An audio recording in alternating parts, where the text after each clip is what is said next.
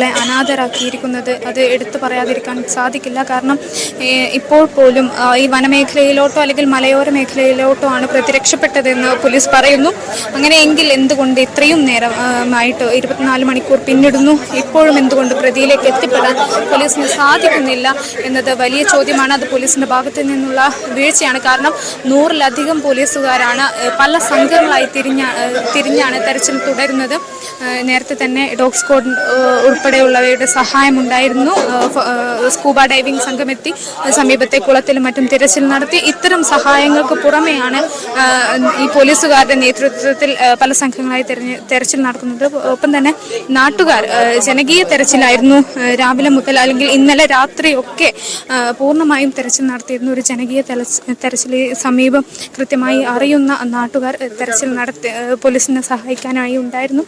എന്തുകൊണ്ട് പോലീസിനെ പ്രതിയിലേക്ക് എത്താൻ സാധിക്കുന്നില്ല എന്നത് ഒരു വലിയ ചോദ്യമാണ്, ആശങ്കപ്പെടുത്തുന്ന ഒരു ചോദ്യമാണ്. ഒപ്പം തന്നെ ഇതിനെല്ലാം ഉത്തരവാദി പൂർണ്ണമായും പോലീസ് തന്നെ എന്ന തരത്തിലാണ് നാട്ടുകാർ ആരോപിക്കുന്നത്.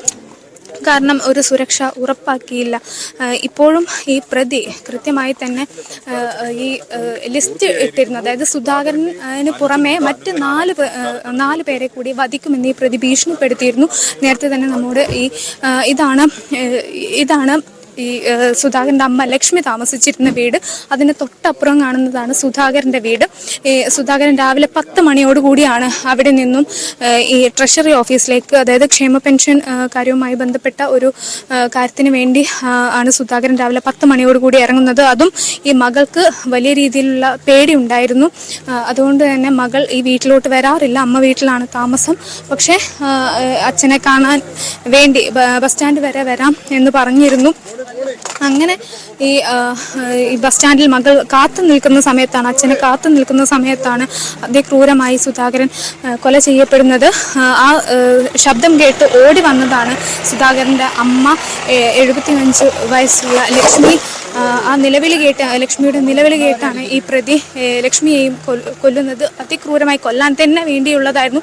ഇൻക്വസ്റ്റ് റിപ്പോർട്ടിലടക്കം അത് കൃത്യമായി തന്നെ ചൂണ്ടിക്കാട്ടുന്നുണ്ട്. 12 വെട്ടുകളായിരുന്നു ലക്ഷ്മിയുടെ ദേഹത്തുണ്ടായിരുന്നത്.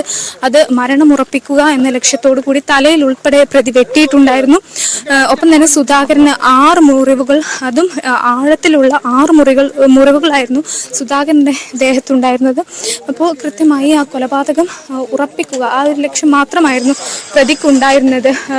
കൊല ചെയ്യുക എന്നതിനപ്പുറത്തോട്ട് മറ്റ് സാഹചര്യം കൊണ്ട് കൊന്നതോ ഒന്നുമല്ല, അല്ലെങ്കിൽ ഒരു പ്രകോപനത്തിൻ്റെ പേരിൽ കൊല ചെയ്യപ്പെട്ടതല്ല സുധാകരനും ലക്ഷ്മിയും ഒക്കെ. ഒപ്പം സജിതയും ഈ അന്ധവിശ്വാസത്തിൻ്റെ പേരിൽ, അല്ലെങ്കിൽ വെറും സംശയ രോഗത്തിൻ്റെ പേരിൽ സൈക്കോപാത്തായ ഒരു പ്രതി കൃത്യമായി തന്നെ ആസൂത്രണം ചെയ്ത് കൊല്ലുകയായിരുന്നു.